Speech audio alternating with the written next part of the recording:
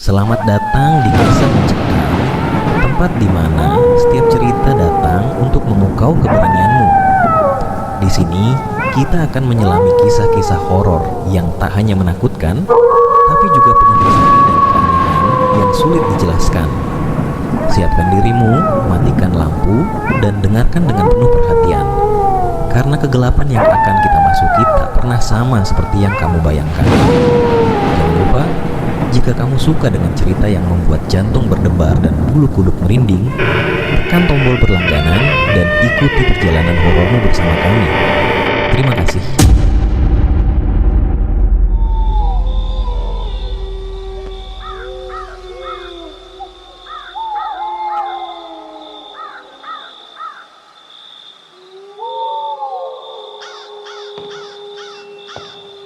Di sebuah desa terpencil yang dikelilingi pegunungan, penduduknya hidup dengan aturan ketat. Mereka percaya bahwa desa mereka dijaga oleh kain pocong keramat yang digantung di pohon beringin besar di tengah desa. Kain itu bukan kain biasa, melainkan milik seorang penjaga gaib bernama Mbah Santri, seorang tabib yang dulu dikubur hidup-hidup karena dianggap mendatangkan kutukan pada desa. Menurut cerita, kain pocong itu harus tetap berada di sana. Jika hilang, desa akan dihantam bencana dan seorang tumbal akan diambil untuk menggantikannya. Suatu malam, seorang pemuda bernama Dani yang baru pulang dari kota merasa terganggu dengan kepercayaan desa tersebut. "Cuma kain tua, apa yang kalian takutkan?" katanya dengan sombong. Tanpa mendengar peringatan warga, Dani mencuri kain pocong itu sebagai bahan candaan. Ia membawa kain itu ke rumahnya, menyimpannya di lemari sambil menertawakan ketakutan orang-orang. Malam itu, sesuatu mulai terjadi. Saat Dani sedang tertidur, ia mendengar suara langkah kaki yang menyeret di luar kamarnya. Ketukan pelan terdengar di pintu, semakin lama semakin keras. "Siapa itu?" teriak Dani dengan marah. Tidak ada jawaban. Ketika Dani membuka pintu, lorong rumahnya kosong. Tapi tiba-tiba, udara di dalam rumahnya menjadi dingin. Bau busuk menyengat memenuhi ruangan. Dani berbalik menuju kamarnya, namun ia terkejut melihat kain pocong yang ia ambil sudah tergeletak di atas tempat tidurnya. Meski ia yakin telah menguncinya di lemari, ia mencoba membuang kain itu keluar. Tapi kain tersebut selalu kembali, muncul di tempat-tempat yang berbeda di rumahnya. Di dapur, di kamar mandi, bahkan tergantung di langit-langit. Malam itu menjadi semakin mencekam ketika Dani mulai melihat bayangan hitam berdiri di sudut ruangan. Matanya merah menyala mengawasinya. Bayangan itu berbisik, "Kau telah mengambil yang bukan milikmu. Kembalikan atau gantikan." Ketakutan, Dani berlari keluar rumah dengan kain itu di tangannya. Ia menuju pohon beringin untuk mengembalikannya. Tapi saat ia tiba, pohon itu tampak lebih besar dari sebelumnya, seperti hidup. Cabang-cabangnya bergerak seperti lengan, mencoba meraih Dani. Dari dalam gelap, sosok wanita berpakaian putih muncul, tubuhnya melayang dengan wajah penuh luka. Wanita itu tersenyum menyeramkan, menunjukkan giginya yang tajam. "Sudah terlambat," katanya. Keesokan paginya, warga desa menemukan Dani tergantung di pohon beringin. Tubuhnya terbungkus kain pocong yang ia curi. Wajahnya biru dan lidahnya menjulur, seolah ia meregang nyawa dalam ketakutan yang luar biasa. Sejak hari itu, kain pocong itu kembali tergantung di pohon beringin, dan warga desa tidak pernah berani mendekatinya. Mereka tahu, kain itu tidak hanya melindungi desa, tetapi juga menuntut pengorbanan dari mereka yang melanggar aturan. Desas-desus menyebar bahwa Dani kini menjadi bagian dari kutukan itu, menjaga kain pocong untuk selamanya. Sejak kematian Dani, suasana desa menjadi semakin mencekam. Malam-malam di desa tidak lagi sunyi. Sering terdengar suara langkah berat di sekitar pohon beringin, seperti seseorang sedang mengitari tempat itu. Warga yang berani keluar di malam hari mengaku melihat bayangan Dani berdiri di bawah pohon. Tubuhnya masih terbungkus kain pocong, dengan tatapan kosong penuh dendam. Namun, yang paling mengerikan adalah mimpi buruk yang mulai menghantui para penduduk. Setiap malam, beberapa warga bermimpi berada di sebuah kuburan gelap, dikelilingi oleh sosok-sosok berjubah putih yang berbisik, "Kain ini haus, butuh nyawa baru." Semakin hari, satu persatu warga desa mulai hilang tanpa jejak. Pencarian dilakukan, tetapi yang ditemukan hanyalah jejak kaki mengarah ke pohon beringin. Dan di sana, kain pocong itu terlihat semakin panjang, seolah menelan nyawa-nyawa baru yang hilang. Kepala desa, Pak Wirya, yang merasa bertanggung jawab atas keselamatan warganya, memutuskan untuk mengadakan ritual pembersihan desa. Ia memanggil seorang dukun tua bernama Mbah Karsa yang dikenal memiliki ilmu tinggi. Mbah Karsa memperingatkan bahwa kain pocong itu bukan sekadar benda mati. Ia adalah penjara bagi jiwa-jiwa yang menjadi tumbal, termasuk Dani. Malam ritual, semua warga berkumpul di sekitar pohon beringin dengan membawa sesaji. Mbah Karsa mulai melantunkan doa-doa sambil membakar kemenyan. Namun, saat ritual berlangsung, angin kencang tiba-tiba bertiup, memadamkan semua lampu obor. Suara tertawa serak terdengar di tengah gelap, diikuti oleh suara-suara seperti jeritan dari banyak orang. Ketika lampu dinyalakan kembali, kain pocong itu terlihat melayang di udara, membungkus sesuatu yang tampak seperti tubuh manusia. Wajah Dani muncul di antara lipatan kain, matanya menatap lurus ke arah Mbah Karsa. "Kau tak bisa menghentikannya," suara Dani menggema, tetapi terdengar seperti banyak suara berbicara bersamaan. "Tumbal harus terus diberikan, atau seluruh desa ini akan kami ambil." Mbah Karsa mencoba menahan kekuatan itu dengan mantranya, tetapi tubuhnya tiba-tiba terlempar jauh, menghantam tanah dengan keras. Ia tersedak darah dan berbisik lemah. Kain ini tak bisa dihancurkan, hanya bisa dipindahkan. Tapi siapa yang berani membawa kutukan ini? Semua warga terdiam, ketakutan. Namun, Pak Wirya akhirnya maju. "Kalau ini demi desa, aku akan melakukannya," katanya dengan tegas. Ia mengambil kain pocong itu dengan tangan gemetar. Saat menyentuhnya, jeritan Dani dan suara-suara lain terdengar begitu keras, membuat semua orang menutup telinga.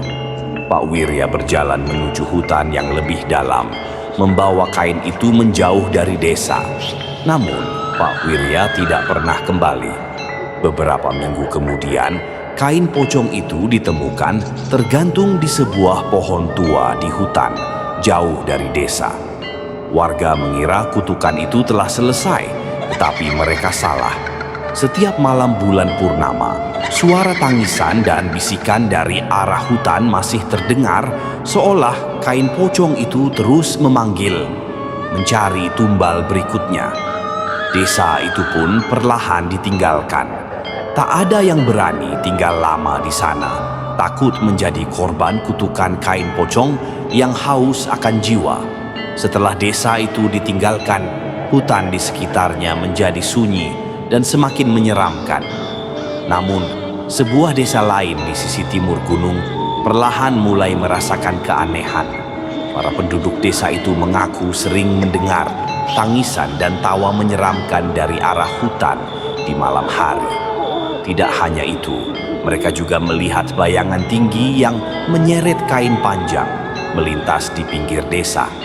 Salah satu warga bernama Jaka, seorang pemburu yang sering keluar malam, penasaran dengan suara-suara itu. Ketika ia menanyakan hal ini kepada tetua desa, Mbah Larto, ia hanya mendapatkan jawaban singkat. "Itu bukan urusan kita, Jaka. Jangan pernah dekati hutan itu. Ada kutukan yang tidak boleh kau usik." Namun, rasa penasaran Jaka semakin besar. Suatu malam, dengan membawa obor dan parang, ia memutuskan untuk masuk ke dalam hutan, mengikuti suara tangisan yang terdengar semakin dekat. Langkahnya semakin jauh hingga ia menemukan sebuah pohon tua besar. Di situ tergantung kain pocong yang panjang melayang seperti tertiup angin, meskipun malam itu angin sangat tenang. Ketika Jaka mendekat, ia melihat sesuatu yang membuat bulu kuduknya berdiri. Kain pocong itu bergerak sendiri, seperti melilit tubuh tak kasat mata. Tiba-tiba, wajah Dani muncul di lipatan kain, matanya kosong, mulutnya terbuka seperti menjerit tanpa suara. Jaka panik dan mundur perlahan, tetapi suara berbisik mulai memenuhi telinganya.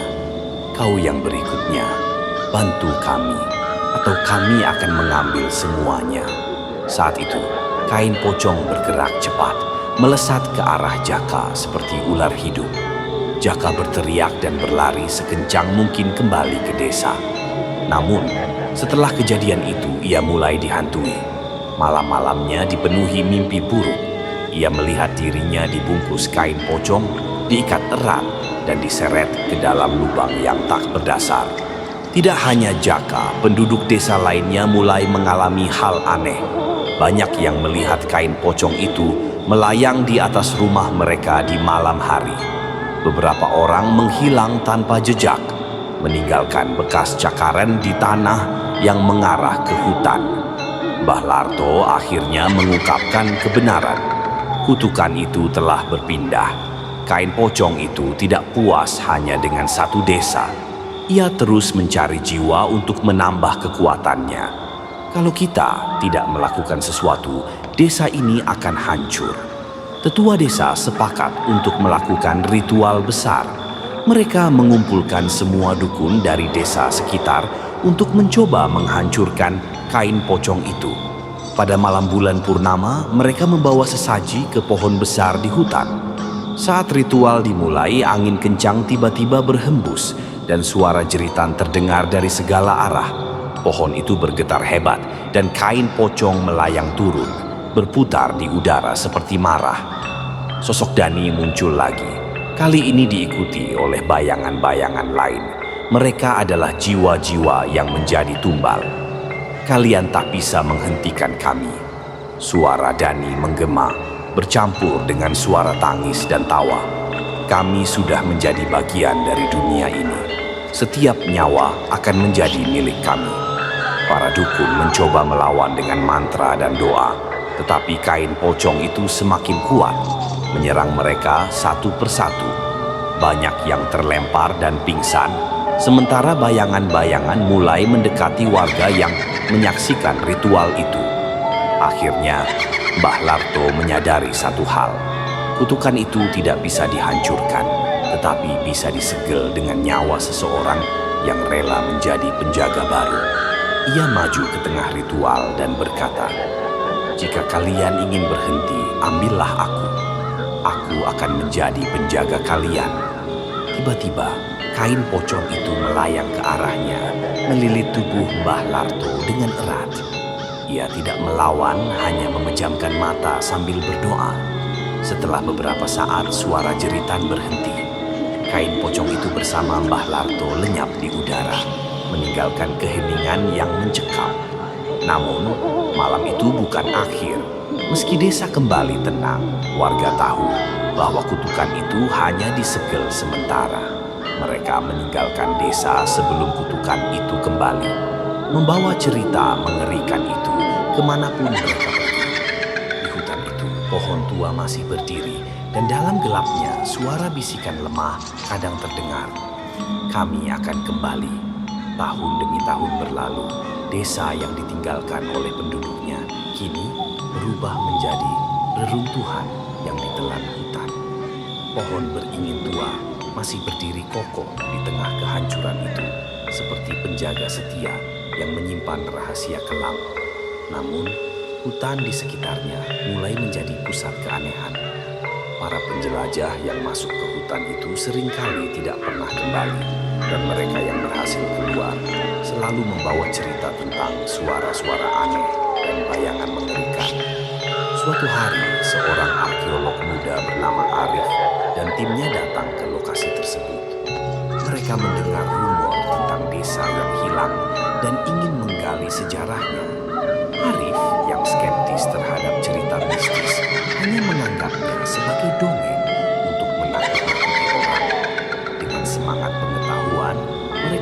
ke dalam hutan dan menemukan desa tua yang terlantar.